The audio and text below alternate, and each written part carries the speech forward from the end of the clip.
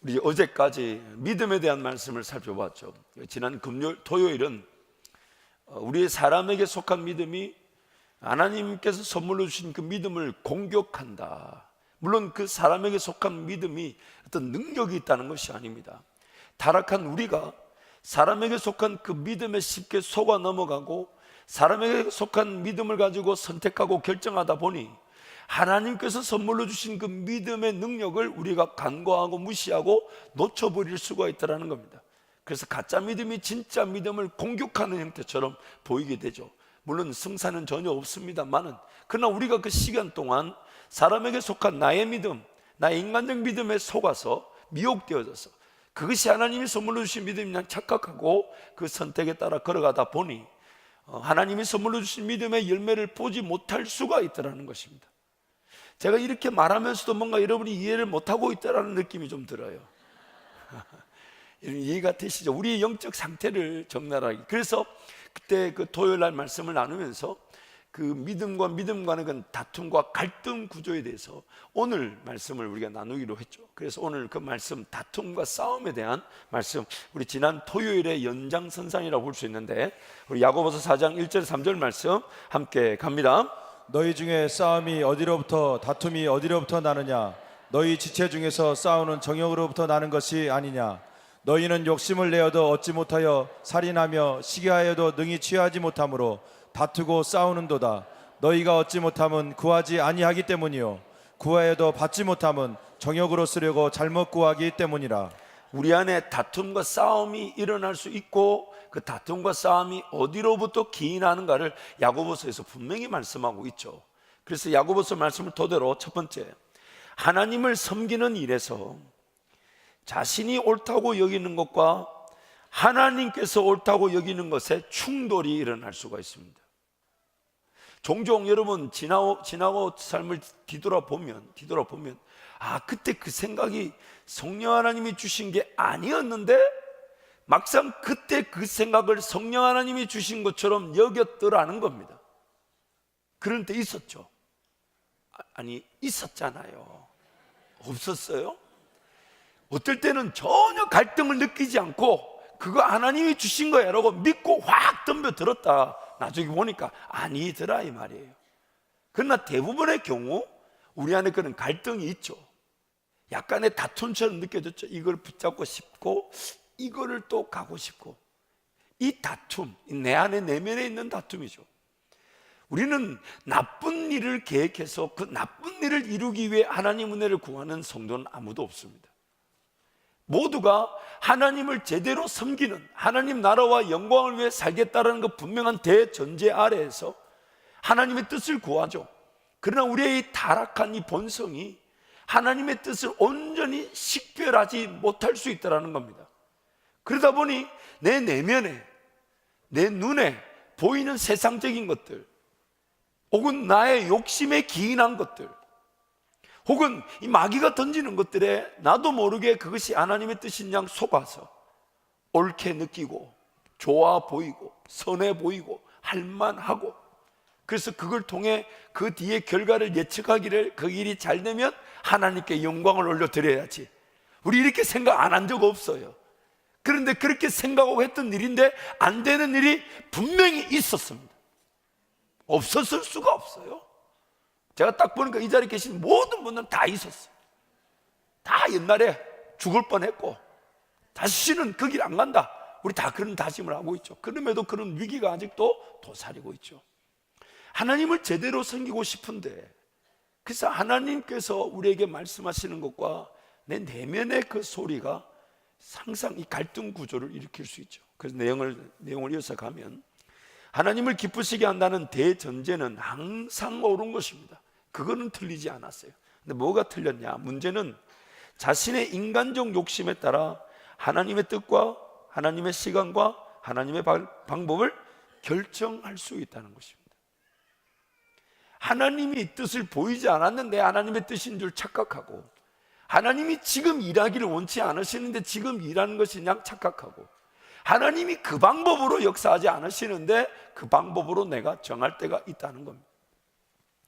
그래서 하나님만이 옳으시며 하나님만이 옳은 결정을 하실 수 있는데 문제는 자신의 인간적 판단에 따라 옳다고 여기는 것이 하나님께서 옳다고 여기는 것과 같지 않을 수 있다는 것입니다.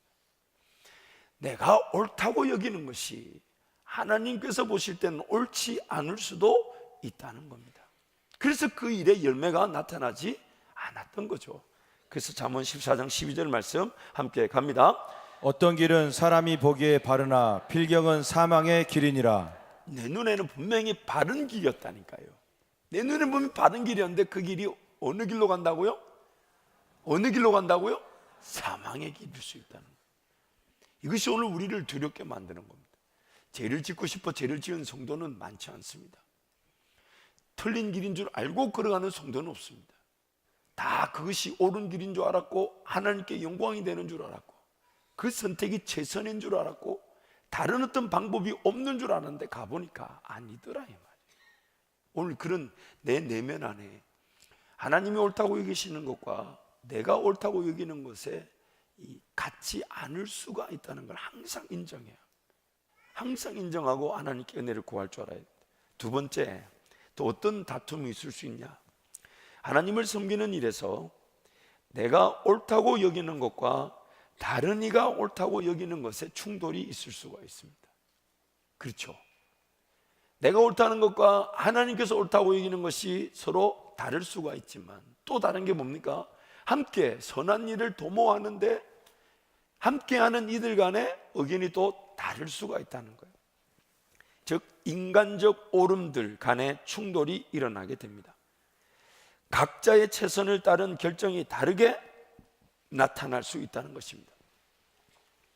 그러나 우리가 분명히 기억해야 될 것이 100% 확실하고 분명한 결정은 없습니다. 이거 굉장히 중요합니다.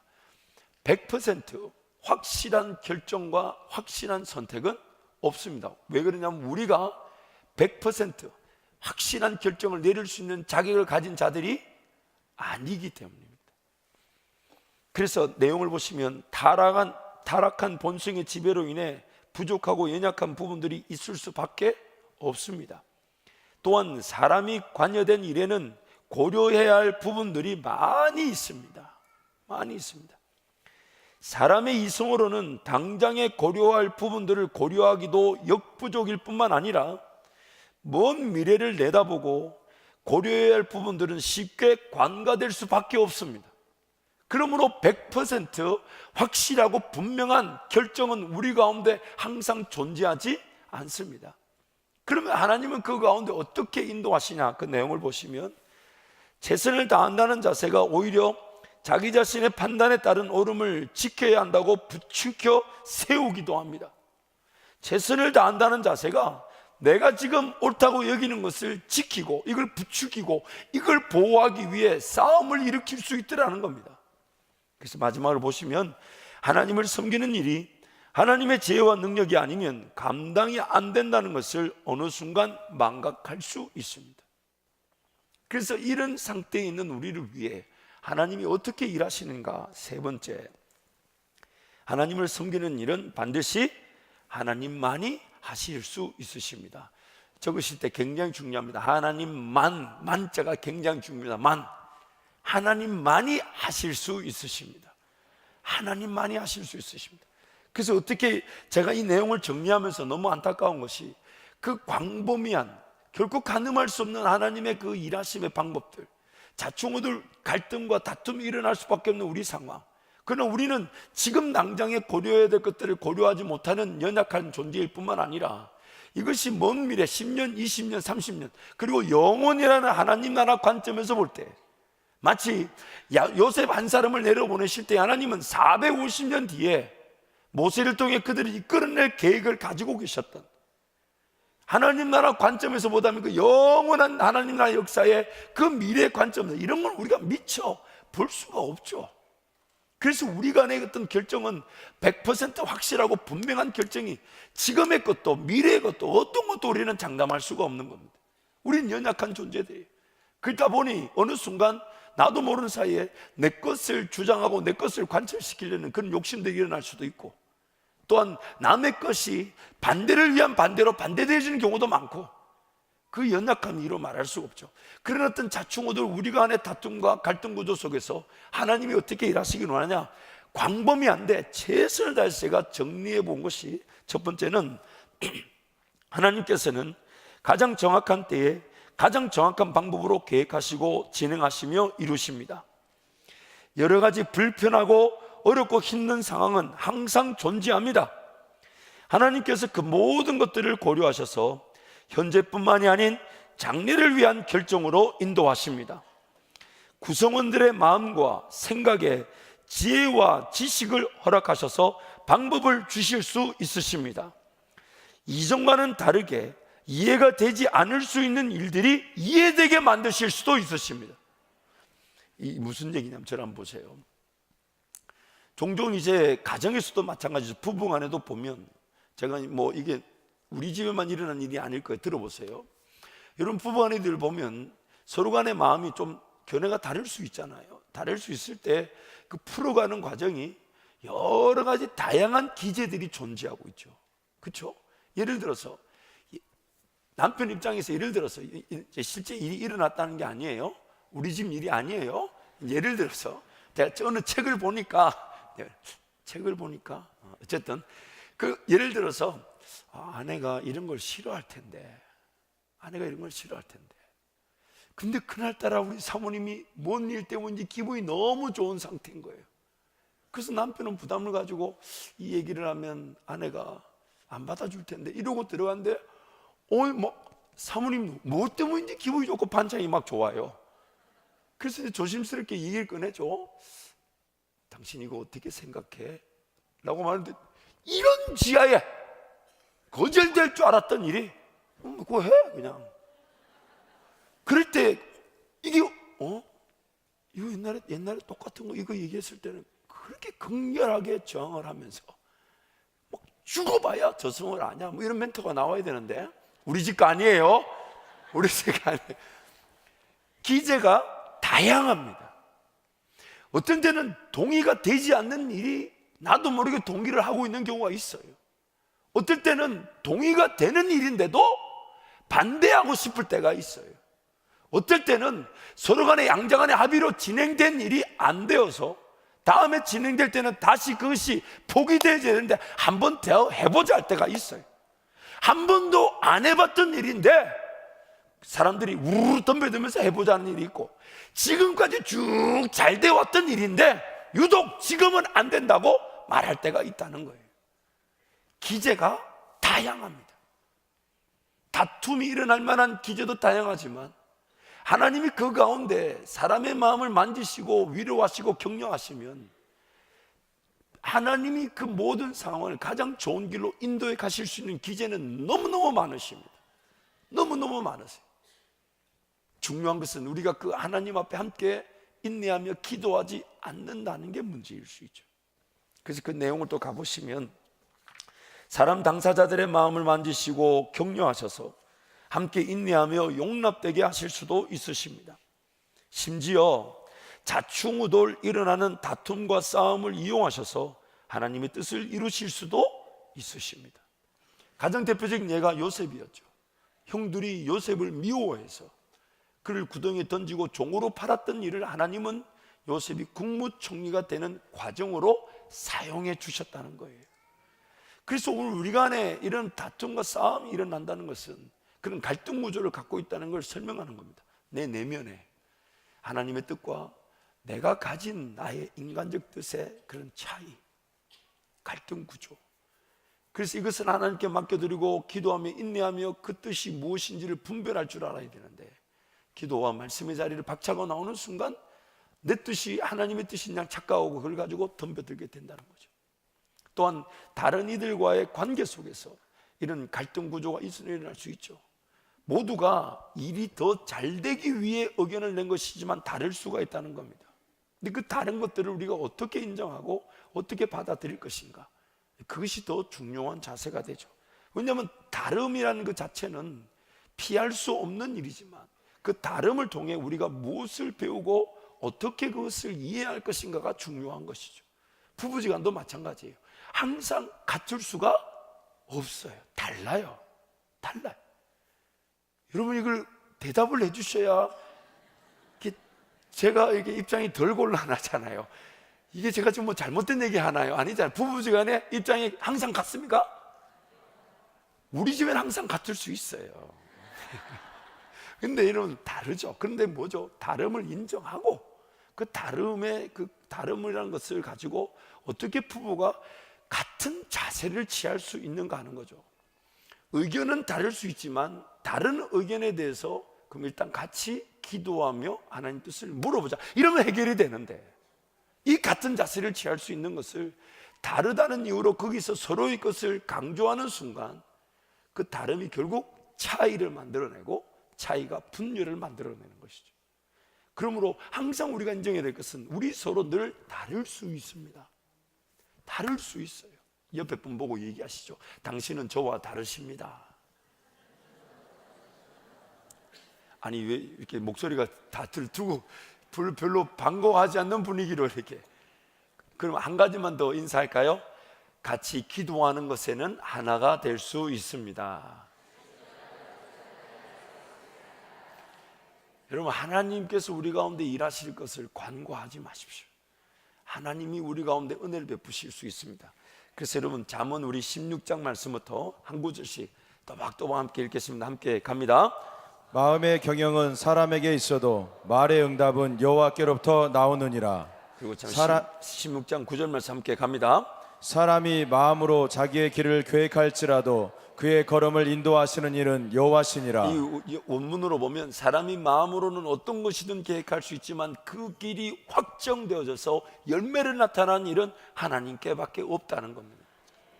잠언 19장 21절 말씀 함께 갑니다. 사람의 마음에는 많은 계획이 있어도 오직 여호와의 뜻만이 완전히 서리라. 여러분 그 안에 뜻 만자에다 동그라미를 별표 7개. 그 만자 하나님의 뜻 많이, 이게 굉장히 중요합니다. 하나님의 뜻만이 선다는 거예요. 우리 계획은 서지 않는다는 거예요. 하나님의 뜻만이 선해. 그러니까 개인이 자기 것 강조하고 관찰을 시킬 필요가 없어요. 무식한 짓이에요. 하나님께 맡겨놓고 기도하는 게 제일 좋습니다. 이거를 젊었을 때 몰랐다는 게 너무 안타까웠어요. 저는. 잠언 20장 24절 말씀 함께 갑니다. 사람의 걸음은 여호와로 말미암나니 사람이 어찌 자기의 길을 알 수 있으랴. 하나님 외에는 우리 길을 아는 분이 없다는 겁니다.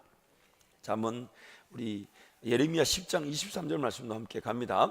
여호와여, 내가 알거니와 사람의 길이 자신에게 있지 아니하니 걸음을 지도함이 걷는 자에게 있지 아니하니이다. 사람의 자기 걷는 그 걸음에서 결정되지 않는다. 사람의 걸음 오직 하나님께만 달려있다는 겁니다. 시편 37편 23절 24절도 함께 갑니다. 여호와께서 사람의 걸음을 정하시고 그의 길을 기뻐하시나니 그는 넘어지나 아주 엎드러지지 아니함은 여호와께서 그의 손으로 붙드심이로다. 하나님께서 우리를 붙들지 않으시면 넘어지지 않을 일도 넘어질 수밖에 없습니다. 그러나 하나님 우리를 붙드시면 넘어진 자리에서도 반드시 일어나게 되어 있습니다. 그래서 오늘 우리 삶에 반드시 중요한 것은 우리가 계획을 하지만 그 계획을 이루게 하시는 분은 하나님이시기 때문에 그런 다름, 그래서 그로 말미암아 약간의 갈등 구조와 다툼과 싸움이 일어날 수 있다는 걸 늘 전제하되 그럼 같이 일단 함께 기도합시다. 하나님께서 우리에게 지혜를 주신다면 지금의 이 혼선이 오히려 하나님의 뜻을 묻는, 그리고 하나님께서 하나 되게 하시는 기회가 되게 하실 것이고, 그리 아니하실지라도 그 걸음이 하나님께서 우리를 통해 영광 받으시는 길로 인도하실 수 있으시니 제일 중요한 자세가 뭐냐면, 그래서 여러분, 이기는 사람은 딱 한 사람이에요. 이기는 사람은 딱 한 사람밖에 없어요. 그 사람이 누구냐? 하나님께서 일하실 걸 믿고 인내하고 기다리는 사람, 인내하며 기도하는 그 사람이 유일한 승리자가 되는 거예요. 괜한 말 할 필요 없어요. 그거 뭐 핏대 세우면서 말할 필요 없어요. 조금 불편하고 어려워도 물론 서로 간에 의견을 내고 또 그것이 조정 기간이 있을 수 있겠지만은 결국 승자는 누구냐? 하나님이 그것을 드러내신다는 거예요. 종종 우리 주변에 혹은 여러분의 삶에도 마찬가지죠. 정말 억울한 일이 있었고 누명을 쓴 일이 있었다 할 때, 그래서 그때는 참 이걸 딱히 증명할 길이 없었는데 세월이 지난 어느 날 그때 그 누명성거나 억울한 일이 오히려 전화 위복에 나에게 신뢰를 더하여 주는 기회가 되었어요. 오히려 내 삶이 그 일로 인해서 더 든든하게 세워질 뿐만 아니라 더 큰 약속이나 더 큰 일이 주어지는 계기가 되더라는 것입니다. 우리 주변에 그런 일이 많잖아요.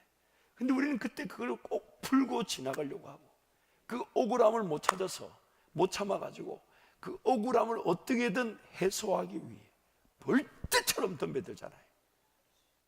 누구 얘기 아니 바로 나의 얘기고 여러분의 얘기 아닙니까? 밤에 막 잠이 안 오고 분해가지고, 그래야 저걸 내가 어떻게 하나 두고 봐라. 그럴 때 여러분 거울을 보시면 마귀를 보실 수가 있습니다. 그때 그 마음으로 거울을 보시면 분명히 여러분 마귀의 살아있는 그 분명한 생생한 얼굴을 직접 보실 수, 사진을 찍어 보관하시는 것도 괜찮을 거예요. 아마. 저는 몇 번 봤습니다. 저는 몇 번 봤는데 마귀가 생각보다 좀 잘생겼더라고요. 여러분 잊지 마십시오. 하나님 손에 달려 있습니다. 심지어 100% 억울한 일이다 해도, 아니 사실 100% 억울한 일은 없어요. 왜냐하면 내가 아니라도 세상이 타락하여 그 타락의 지배를 나에게 영향을 주고 있기 때문에 내 삶의 직접적인 원인이나 이유가 없는데도 고통을 당하는 일처럼 보이는 일이 있을 수 있지만, 죄로 말미암아 타락한 세상에서 피할 수 없는 일들이 우리에게 나타나는 것뿐입니다. 그래서 억울한 일은 100% 억울한 일은 없어요. 그러나 정말 억울한 일이 있다 해도 하나님은 이것을 왜 이런 일이 나에게 일어나게 하셨을까? 하나님 왜 나에게 이런 일이 일어나게 하셨을까? 그래서 그 하나님께 딱 던져놓고 묻고 기도하면, 첫 번째 하나님 내 마음부터 지켜주시고, 내 마음부터 지켜주시고, 지나고 보면 여러분 그런 후회할 때 있잖아요. 그때 화가 나도 그 말은 안 했어야 되는데, 그때 화가 나도 그 말은, 그 표현은 안 해도 됐었는데, 괜히 그 말 때문에 내 억울한 것이 오히려 무색하게 되는 경우가 있지 않습니까? 아무리 좋은 뜻도 내가 잘못 표현해 버리면 그 좋은 뜻이 오히려 더 반감을 받게 될 뿐입니다. 그래서 하나님께 맡겨놓는 게 제일 좋아요. 정말 이거를 제가 10년 전에만 깨달았어도 이 자리보다 하나님 더 놀라운 은혜 자리에 저를 이르게 하셨을 것인데, 이걸 저도 최근에 깨달았다는 것이 하나님께 감사하지만, 그러나 여러분 우리가 잊지 말아요. 하나님께 자꾸 맡겨놓는 법을, 하나님께 자꾸 의지하는 법을. 이게 뭔가 갈등이 났다, 이 말은 우리가 이어서 하겠지만 하나님의 방법이 아직 우리에게 주어지지 않았다는 걸 전제하고 있는 겁니다. 뭔가 다툼이 있다, 성령 하나님의 일하심을 기도해야 한다는 순간이에요. 왜냐하면 주의 영이 계신 곳에는 자유함이 있기 때문이죠. 그래서 그 내용을 이어가 보시면 네 번째인데 이 세 번째라고 되어 있네요. 네 번째, 하나님의 지혜와 방법이 나타나지 않았을 때 가장 대표적인 현상이 다툼과 싸움입니다.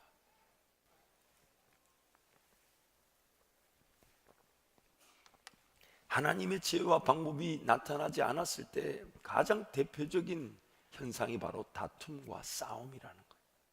그래서 내용을 보시면 다른 이들과의 관계에서뿐만 아니라 자기 내면에서부터 싸움이 일어나게 됩니다. 관철시키고자 하는 욕구 자체가 잘못된 것일 수 있습니다. 한번 생각해 보세요. 저를 보세요. 하나님이 저한테 말씀하셨어요. 그래서 그 말씀대로 저 순종하려고 하는데, 예를 들어 한 가정의 일이라고 칠 때 하나님 저에게 말씀하셨습니다. 그래서 아내한테 얘기했을 때 우리는 그 일의 결과를 보게 되죠. 하나님이 한 부부가 함께 걸어갈 일에 대해서 남편인 저에게 말씀하셨다면 또한 누구한테 말씀하셔야 됩니까? 제 아내한테도 말씀하셔야 되는 거죠. 그때 우리는 그 연합을 통해 함께 걸어가게 되는데, 만약 말씀하지 않았다 그러면 저는 어떻게 해야 될까요? 어떻게 해야 될까요? 관철시켜야 될까요? 어떻게 해야 될까요? 기도하고 기다려야 되죠. 기도하고 기다려야 되죠. 제가 미국에 있다가 이제 원로 목사님, 담임 목사님한테 전화를 통화를 하고 이제 한국으로 오기로 이제 결정했던 그 과정 속에서 저는 하나님 뜻을 분명히 봤어요. 첫 번째 전화를 받았을 때는 그런 어떤 감동이 없었지만, 그 다음날 이어진 전화에서 제가 1년 동안 기도했던 그 제목들을 원로 목사님이 순서 하나 틀리지 않고 얘기하셨을 때, 내가 이제 한국을 가야 되는가 보다. 제 마음에 그런 주님이 주시는 그런 감동이 있었어요. 그리고 집에 가면서 기도하기를, 하나님, 이 감동이 맞는 거라면 하나님, 제 아내에게도 하나님이 분명히 말씀해 주셔야 합니다. 그래서 제가 아내를 만나서 그날 예배를 드리고 기도하면서 얘기했죠. 이런 목사님 전화를 받았다. 아내가 그 다음 얘기를 하지 않아도 무슨 뜻인지 알죠. 그래서 본인도 일주일 정도 기도하고, 그리고 감사한 것은 그 기도 기간에 하나님이 제 아내에게 한국으로 돌아가야 될 자기와 하나님과의 하나님 둘만이 아는 그 음성을 확인시켜 주셔서 이제 한국으로 돌아오게 된 것이었죠. 항상 그래서 뭔가 관철을 시키려는 것 자체는, 물론 항상 그렇지는 않습니다만 거의 대다수가 내 뜻이기 때문에 그런 일을 해야 되는 경우가 있습니다. 하나님께 맡겨놓겠다는 믿음이 없는 것일 수 있다는 거예요. 그러니 내 인간적인 힘에서, 욕구에서, 욕심에서 제일 먼저 나오는 반응이 뭐겠습니까? 뭔가 인간적인 힘으로 관철시키려고 하는 거예요. 물론 적절하게 설득을 하고 설명을 최선을 다해서 하되, 그러나 그것이 뭔가 지나치게 어떤 불법적인 수단을 통해 관철이 되고자 하는 일이 과연 하나님의 일일 수 있겠습니까? 그렇지 않죠. 그렇기 때문에 항상 우리는 하나님께 귀를 기울이는 겁니다. 저희 부모님도 그렇게 하나님 뜻이 확인되어져서 목회기를 갔죠. 부흥의 기간에 우리 아버님은 이제 직장생활 늦게 퇴근해서 이제 어머니 말씀으로는, 어머니 표현으로는 부흥에 너무 은혜가 될 때마다 너무 신경질이 났다 그러더라고요. 왜냐하면 이 은혜의 자리에 뒤를 돌아보면 안 나와 있으니까. 너무 은혜가 될 때마다 너무 화가 났다 그러더라고요. 저한테 그러시더라고요. 이 은혜를 누가 아버지가 들어야 되는데 이거를 얼마나 저한테 강조하셨는지 몰라요. 우리 아버지 얘기 들어보면 또 약간 차원이 다릅니다만 어쨌든. 근데 이제 그날 이제 부흥회를 하는데 딱 보니까 아버지가 좀 늦게지만 오셨다는 거예요. 다 앉아 계셔요. 그리고 말씀을 딱 듣는데 어머니가 이 또 목회자의 길에 대한 그 감동이 있었던 거예요. 그래서 어머니가 그 자리에서 기도하셨다. 하나님, 목회자의 길을 걸어가는 거 저는 너무 기쁜 일인데 제가 목사 될 게 아니잖아요. 하나님, 종진이 아빠가 하나님의 분명한 뜻을 알아 이것을 동의가 되고 그 사람이 하나님 음성을 들어야 저도 같이 가는 것이지. 그래서 그날 밤에 그렇게 기도하고 이제 부흥회를 마치고 집에 가는데 제 아버님이 어머니한테 그러시더라는 거예요. 우리 목회 길 걸어갈래? 이렇게 얘기하시더래요. 그날 밤에 하나님께서 우리 어머니에게만 얘기하신 것이 아니라 우리 아버님한테도 감동을 주시고 말씀하셨던 것이죠. 성령 하나님이 일하실 때 항상 이것이 동반되어지게 되어 있습니다. 성령 하나님이 필요한 모든 것을 만져주시고 관철시켜 주시는데, 우리는 어느 순간 내가 생각할 때 옳은 것이 하나님께서 생각할 때 옳은 것과 동일한 것으로 여기고 그것을 관철시키려고 하는 거죠. 어떨 때는 그것이 나중에 나타나는 경우도 있지만, 인내해야 되는 경우도 있지만, 하나님의 일하심을 믿는다면 사람의 그런 방법들, 심지어 불법적인 수단이 동원될 수가 없습니다. 성령 하나님을 기다리지 못하기 때문이에요. 그래서 그 내용을 이어가시면 세 번째 C 보시면, 성령 하나님께서 함께 하시기에 성령 하나님의 인도하심에 그 어떤 싸움이나 다툼이 일어날 수 없습니다. 그래서 네 번째, 성령 하나님의 일하심은 예수 그리스도의 승리하심을 기반으로 일하시기 때문에 그 어떤 권세나 통치나 주권자가 싸움을 일으킬 수 없습니다. 이미 패배한 자들이 어떻게 그 승리한 자들에게, 승리한 그 군주에게 대들 수 있겠냐 이 말이에요. 그래서 성령 하나님의 일하심에 순종하고자 할 때 성령 하나님께서 기다림과 인내의 은혜를 주시고 관철되게 하시는 하나님의 인도하심을 보게 하십니다. 로마서 우리 8장 26절부터 28절 말씀 함께 갑니다. 이와 같이 성령도 우리의 연약함을 도우시나니 우리는 마땅히 기도할 바를 알지 못하나 오직 성령이 말할 수 없는 탄식으로 우리를 위하여 친히 간구하시느니라. 마음을 살피시는 이가 성령의 생각을 아시나니 이는 성령이 하나님의 뜻대로 성도를 위하여 간구하심이니라. 우리가 알거니와 하나님을 사랑하는 자 곧 그의 뜻대로 부르심을 입은 자들에게는 모든 것이 합력하여 선을 이루느니라. 아멘. 아멘. 하나님을 기다리고 성령 하나님의 일하심을 인내하게 될 때 우리에게는 모든 것이 합력하여 선을 이루게 됩니다. 그러나 안타까운 것은 우리 인간적인 기질 자체가 연약하다 보니 분명히 그 자리에서 관철시키고자 하는 욕심이 하나님의 뜻이 아닌 줄 알면서 관철시키려고 하고, 또한 안 해야지 하는데 또 그렇게 말하고 그렇게 행동할 수가 있죠. 우리가 연약하잖아요. 사람마다 성향이 좀 다르겠지만은 조용조용하신 분들은 조용조용한 그 타입대로 그런 어떤 화나 표현들이 있을 수 있겠고, 저처럼 강성인 사람은 저도 모르게 불수, 말씀을 이렇게 전하고도 또 제가 내일이나 모레 어떻게 저의 이런 연약함의 지배를 벗어나지 못해서 그렇게 화를 낼지 모르는 자들이 바로 우리입니다. 그래서 하나님의 뜻은 뭐냐면, 그러나 그 가운데서 하나님의 뜻을 묻되 함께 또 용납해주고 또 용서해주고 기다려주고 받아주면서 중요한 게 있죠. 성령 하나님께서 우리 가운데 해답을 주실 것이니까 함께 기도하며 귀를 기울이고 성령 하나님의 일하심 함께 인내하게 되면 누구든지 우리는 용납해 줄 수 있고 누구든지 용서해 줄 수 있고 누구든지 기다려 줄 수 있으면서 하나님 우리 가운데 인도하시는 그 길을 함께 걸어갈 수 있을 것입니다. 우리 시간 한번 통성으로 기도하겠습니다. 기도하실 때 우리 자신들을 위해 기도하고 또 함께 있는 우리 지체들을 위해 기도할 때 하나님, 우리 연약함으로 인해 불편하고 또 일어나서는 안 되는 일들이 일어날 수 있음을 불쌍히 여겨주시고, 성령 하나님께서 우리 가운데 기도의 영을 부어주셔서 함께 하나님의 일하심 앞에 기다리게 하여 주옵소서. 누군가 옳은가의 싸움이 아니라 성령 하나님만이 옳으시고, 누군가 분명 그 사람의 의견이 관철되어지는 것이 아니라 성령 하나님이 모든 사람을 만족시켜 주실 때까지 우리 서로 함께 인내하며 잘 기다리게 하여 주옵소서. 하나님의 인도하심에 따라 어떤 것이든 하나님께서 바꾸신다 하시면 충분히 수정이 가능하고 바뀌어질 수 있고 조정이 가능하며 오히려 그 결정이 더 놀라운 하나님의 은혜를 볼 수 있는 길로 인도하실 수 있으시니까 오늘 우리 모든 각자의 태도와 우리 모든 사람의 태도는 그런 다툼과 싸움이 일어나는 순간이 함께 하나 되어 기도해야 되는 순간인 줄 알고 하나님 앞에 잘 인내하게 하여 주옵소서. 하나님 앞에 은혜를 구하게 하여 주옵소서. 우리 주님 잡고 함께 기도합니다. 주여.